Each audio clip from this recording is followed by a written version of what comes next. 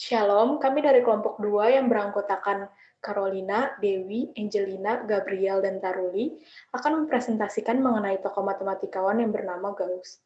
Selamat mendengarkan. Johann Friedrich Karl Gauss, yang biasa dikenal dengan Gauss, lahir di Brunswick, Jerman 30 April 1777. Gauss adalah matematikawan, astronom, dan fisikawan Jerman yang memberikan ragam kontribusi. Orang tua Gauss adalah orang yang tidak berkecukupan. Gebhard Gauss adalah ayahanda Gauss yang sehari-hari bekerja lepas sebagai tukang kebun, menggali salokan, dan terkadang menjadi tukang batu. Sedangkan Dorothea Benz, ibunda Gauss, adalah anak tukang perancah batu. Lalu Gauss menikah dengan Johanna Osthoff 9 Oktober 1805. Namun, setelah sebulan melahirkan anak laki-lakinya, yaitu Louis, Johanna pun meninggal. Gauss memiliki 6 orang anak bersama Johanna. Lalu Gauss menikah lagi dengan sahabat Johanna yang bernama Friederike Wilhelmine Waldeck untuk memberikan seorang ibu kembali kepada anak-anaknya. Masa tua Gauss dihabiskan dengan setiap pagi berada di perpustakaan universitas, mengumpulkan koran-koran dari seluruh daratan Eropa, dan dibaca satu persatu. Namun, pada usia 77 tahun, Gauss mengalami pembekakan jantung, dan di tanggal 23 Februari 1855, Gauss menghadapi serangan jantung, dan akhirnya wafat. Jam sakunya berhenti hampir bersamaan dengan Gauss mengembuskan nafas terakhirnya. Gauss dikebumikan di pemakaman Saint Albans di Göttingen, berdekatan dengan makam ibunya. Sekarang kita masuk ke dalam kejeniusan Gauss. Gauss telah menonjol sejak usia muda. Di usia 3 tahun, Gauss dapat melakukan perhitungan dasar.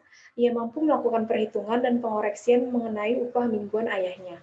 Lalu, di usia 7 tahun, Gauss dikirimkan ke sekolah lokal, di mana suatu hari untuk menjaga murid tetap sibuk, guru memberikan perintah untuk menjumlahkan angka sebanyak 100, mulai dari 81.297 ditambah 81.495 dan seterusnya, yang memiliki selisih 198.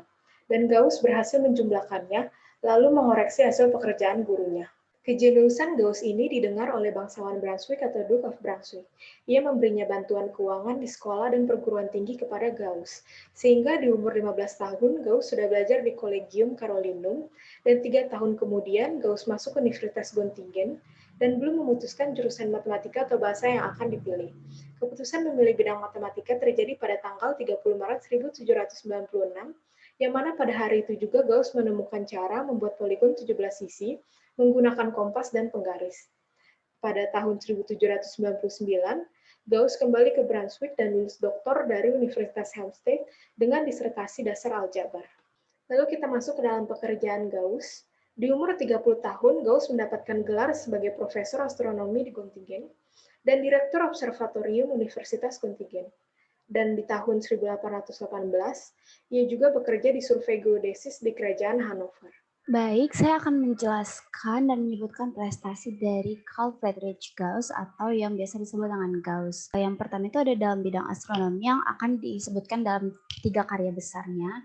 Yang kedua itu 1796 dia membentuk poligon 17 yang tahun 1798 menemukan teorema dasar aljabar, dan 1801 bukunya berjudul Discussiones Arithmetica itu diterbitkan. Yang pertama dalam bidang astronomi.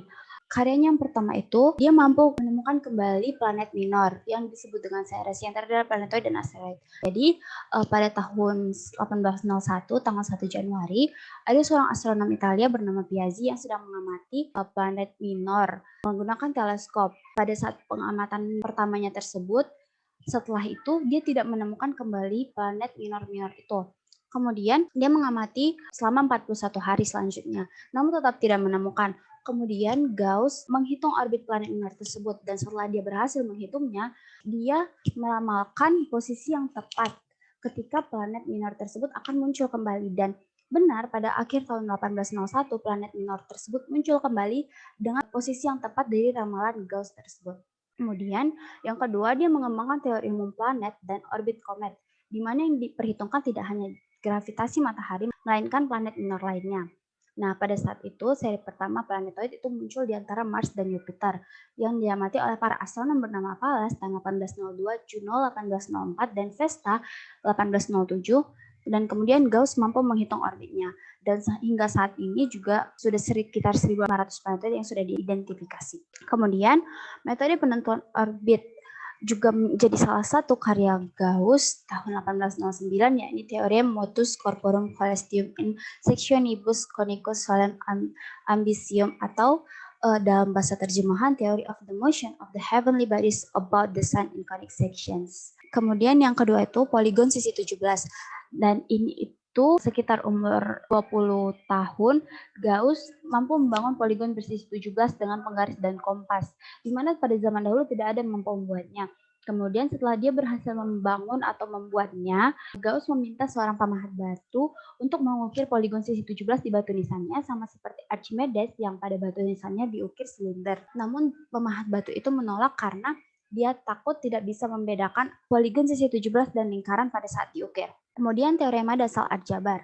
Teorema ini merupakan salah satu hasil perkembangan saat Gauss menuliskan doktoral tesisnya. Sebenarnya teorema dasar aljabar ini sudah banyak diperkenalkan oleh ahli-ahli matematika lain seperti Euler, dan saat itu juga sudah banyak keluar karya-karya matematika mengenai bilangan kompleks. Makanya itu Gauss hadir untuk mengembangkan tentang polinomial yang dimana koefisiennya itu atau akarnya itu setidaknya ada satu akar kompleks.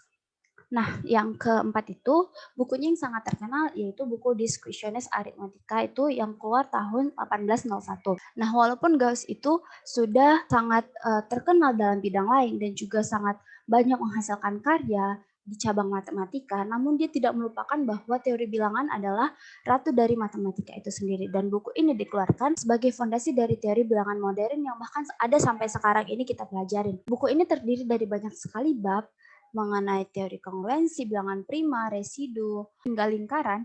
Namun yang paling mendasar dari buku ini adalah teori kongruensi dan bilangan prima. Yang pertama, teori kongruensi itu, misalkan ada M bilangan asli dan A, B sebagai bilangan bulat, dikatakan kongruen modul M, dinotasikan A kongruen B mod M. Jika M membagi A min B, artinya terdapat K sebagai bilangan bulat sedemikian sehingga A min B sama dengan K kali M. Yang kedua itu teori bilangan prima, yaitu bilangan prima dapat menjadi bilangan yang membangun bilangan lain. Teoremanya itu setiap bilangan bulat positif M lebih dari 1 adalah prima atau dapat dituliskan sebagai hasil kali dari bilangan-bilangan prima.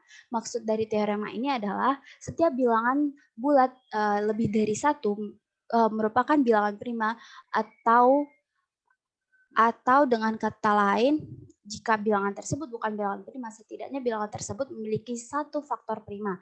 Seperti 2 dan 3 adalah bilangan prima. Namun 4 bukan bilangan prima, tetapi 4 itu memiliki faktor prima. Contohnya, salah satu faktornya adalah 2, dan 2 itu sendiri adalah bilangan prima. Begitu.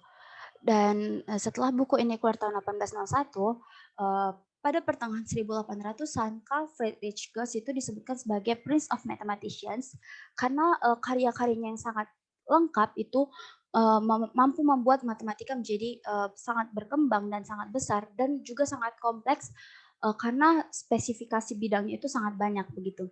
Dan seorang ahli matematika bernama Laplace menyebutkan Gauss setara dengan Isaac Newton dan Archimedes dan disebutkan sebagai ahli matematika terbesar di Eropa pada saat itu. Oke, selanjutnya saya Carolina Sari akan menjelaskan tentang pengaruh ide atau gagasan dari Carl Friedrich Gauss. Saya membaginya ke 4 bagian. Yang pertama itu di bidang astronomi, yang kedua itu kita bisa lihat dari idenya tentang poligon sisi 17, kemudian idenya yang ketiga, idenya tentang teorema dasar aljabar, dan yang keempat itu tentang buku yang ditulisnya Disquisitiones Arithmetica yang membahas tentang teori bilangan. Yang pertama, pada bidang astronomi ada metode penentuan orbit yang digunakan untuk menghitung jarak Neptunus sebagai planet terjauh dan planet pertama yang ditemukan berdasarkan hasil kalkulasi teoritis. Kemudian yang kedua, pada tahun 1796, Gauss menemukan tentang poligon sisi 17, dan kemunculan teori ini berimplikasi pada munculnya juga aplikasi-aplikasi matematika seperti GeoGebra yang biasa digunakan di kelas matematika untuk mempermudah siswa dalam rekonstruksi bangun bersisi banyak. Kemudian ada pada tahun 1798, Gauss mengemukakan tentang teorema dasar aljabar. Pada salah satu jurnal yang saya baca dikatakan bahwa teorema dasar aljabar ini diterapkan pada penerapan sistem informasi investasi emas online yang menggunakan metode eliminasi Gauss dengan bantuan aplikasi alternatif seperti MATLAB yang dapat membantu penyelesaian sistem persamaan linear dengan menggunakan metode eliminasi Gauss.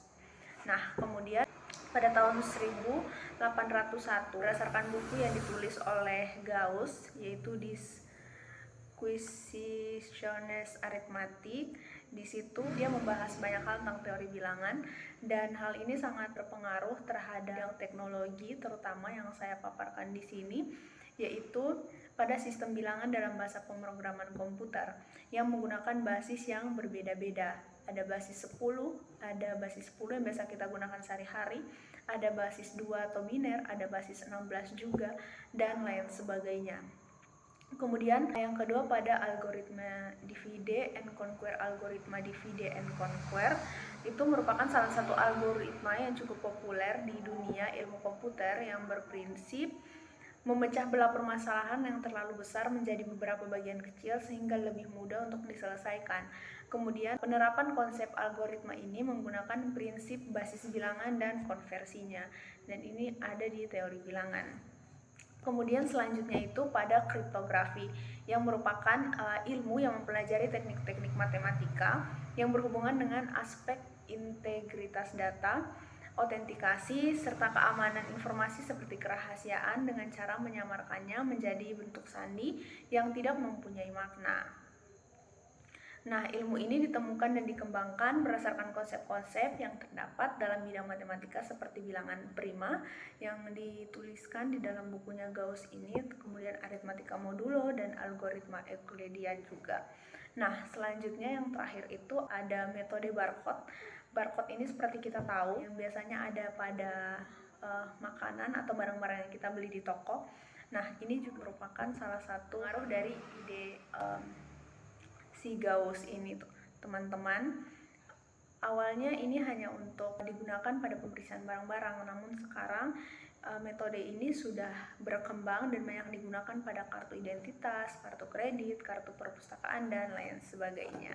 Baik teman-teman, di sini saya akan menjelaskan wawasan Kristen Alkitabiah dari tokoh yang kelompok kami bahas, yaitu Carl Friedrich Gauss, atau yang biasa kita kenal dengan nama Gauss. Dari beberapa penjabaran sebelumnya tentang biografi dan juga karya-karya yang dihasilkan oleh Gauss, maka kita tahu bahwa Gauss ini sangat semangat di dalam belajar. Dan dia sangat semangat dalam memperdalam ilmu pengetahuan, khususnya di bidang matematika. Nah, masa muda Gauss dia habiskan untuk belajar, dan belajar. Dan hal ini berbeda dengan yang dilakukan oleh teman-teman seumurannya.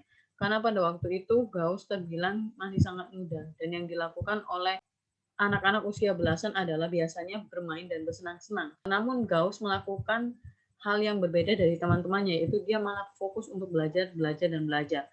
Nah, sehingga hal ini sama seperti yang terdapat di dalam Roma 12 ayat 2 yang mengatakan bahwa janganlah kamu menjadi serupa dengan dunia ini, tetapi berubahlah oleh pembaharuan budimu, sehingga kamu dapat membedakan manakah kehendak Allah, apa yang baik, yang berkenan kepada Allah, dan yang sempurna. Meskipun Gauss mempunyai pengetahuan yang istimewa, namun teman-temannya tidak menganggap dia sebagai matematikawan yang berbakti dan brilian. Namun justru Gauss ini malah dikenal dengan sosok yang sederhana dan normal. Dan sehingga saya dapat asumsikan bahwa Gauss ini merupakan orang yang rendah hati, sehingga yang menonjol di dalam dirinya adalah sebagai sosok yang sederhana. Dan dari hal ini kita belajar untuk menjadi orang yang rendah hati. Karena ketika kita rendah hati, hikmat itu akan ada di dalam diri kita. Seperti yang didapat di dalam Amsal 11 ayat 2. Dan hal ini juga dikatakan di dalam Mazmur 149 ayat 4. Yang mengatakan di mana bahwa Tuhan itu lebih berkenan kepada orang yang rendah hati. Dan orang yang rendah hati itu akan mendapatkan suatu kehormatan. Hal ini terdapat di dalam Amsal 15 ayat 33. Gauss mengatakan bahwa matematika adalah ratu dari ilmu, di mana matematika menjadi sumber dari ilmu lain. Banyak orang mengatakan bahwa Gauss melakukan hal yang terbaik di dalam bidang teori bilangan, sesuai dengan apa yang Euclid lakukan di dalam geometri. Nah, dari hal ini kita belajar bahwa Gauss ini melakukan yang terbaik di dalam bidang yang dia geluti, yaitu di dalam matematika. Dia melakukan yang terbaik sehingga penemuan-penemuannya juga sampai saat ini bisa kita kenal, khususnya di dalam teori bilangan. Dan dari hal ini kita bisa belajar untuk melakukan segala sesuatu dengan sebaik mungkin. Dan bahkan tunjukkan yang terbaik dari apa yang kita bisa lakukan. Dan hal ini sama seperti terdapat di dalam Kolose 3 ayat 23 yang mengatakan bahwa apapun juga yang kamu berbuat, buatlah itu dengan segenap hatimu, seperti untuk Tuhan dan bukan untuk manusia. Sekarang kita masuk dalam aplikasi. Gauss menjadi Prince of Mathematics karena sumbangsinya yang sangat berdampak pada kehidupan, terutama dalam bidang matematika dan astronomi. Dari hal ini kita dapat melihat bahwa Allah memakai Gauss dalam menemukan keteraturan atau suatu disiplin ilmu. Dari itu, sebagai calon guru Kristen perlu memahami sejarah Gauss dan penemuan Gauss seperti teori bilangan dan polinomial. Dari sejarah Gauss, Gauss merefleksikan setiap penemuan dia dan ia mengatakan bahwa mathematics is the queen of the science and the theory of numbers is the queen of mathematics. Yang dapat diartikan sebagai matematika itu adalah ratu daripada sains dan teori bilangan adalah ratu daripada matematika. Yang berarti sains tidak akan terlepas daripada matematika dan matematika tidak akan terlepas daripada teori bilangan. Dari hal ini kita dapat melihat bahwa kebesaran Allah dalam menciptakan dunia ini, dalam menciptakan keteraturan yang ada di dunia ini melalui Gauss yang merefleksikan setiap penemuannya. Maka dari itu guru perlu mengetahui hal ini untuk dapat menceritakannya kepada siswa bagaimana kebesaran Allah melalui matematika yang dilihat Gauss bahwa matematika itu adalah ratu dari sains dan teori bilangan itu adalah ratu daripada matematika itu sendiri. Lalu dalam penemuannya, Gauss memiliki dua karya yang cukup terkenal, yaitu buku Disquisitions Arithmeticae, ini dalam bahasa Jerman, yang berisi dengan Fundamental Theorem of Algebra, yang berisi polinomial, dan teori bilangan. Teori bilangan ini yang ditemukan oleh Gauss yang menjadi dasar untuk nantinya menjadi teori bilangan modern. Lalu ada metode penentuan orbit, teoria Matus, dan seterusnya dalam bahasa Jerman. Karya ini yang membawa Gauss menjadi terkenal pada masa itu. Karena Gauss dapat menghitung secara presisi jarak setiap orbit. Dari hal ini, guru perlu mengetahui hal seperti ini, memahami dan mengajar murid untuk dapat mendorong siswa mencapai cita-citanya maupun passion-nya. Seperti contoh teori bilangan yang berrelevansi dengan bidang sistem informatika. Sehingga guru bisa mengajarkan ini di kelas untuk memenuhi setiap siswa yang memiliki passion dalam bidang sistem informatika. Dari itu guru perlu mengajarkan matematika untuk menjadi fondasi para siswa menggapai cita-citanya maupun passion-nya, terutama dalam bidang sains. Karena matematika adalah ratu daripada sains. Terima kasih.